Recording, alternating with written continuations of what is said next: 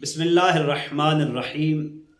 ماہ مبارک رمضان عظمتوں والا مہینہ اور اس میں عظمتوں والی رات، رحمتوں برکتوں والی رات شب قدر، اور معصومین علیہ السلام نے فرمایا 19، 21 اور 23 کی 3 راتوں میں شب قدر کو تلاش کرو۔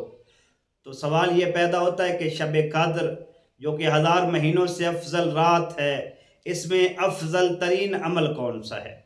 ویسے تو بہت سے اعمال ہیں، غسل کرنا، نمازیں پڑھنا، قرآن مجید کا عمل سامنے رکھ کے، قرآن مجید کو سر پہ رکھ کے زیارت امام حسین علیہ السلام پڑھنا، دعائے کمیل پڑھنا اور دیگر دعاؤں کا تذکرہ ہماری کتب میں ہوا ہے۔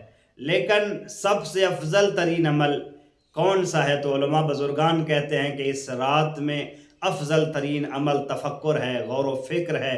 انسان اپنی زندگی کے بارے میں، اپنے بارے میں اور خداوند متعال کی کائنات کے بارے میں غور و فکر کرے، کیونکہ یہ معصومین علیہ السلام کی روایات سے ثابت ہے کہ 1 گھنٹہ غور و فکر کرنا 1 سال کی عبادت سے افضل ہے۔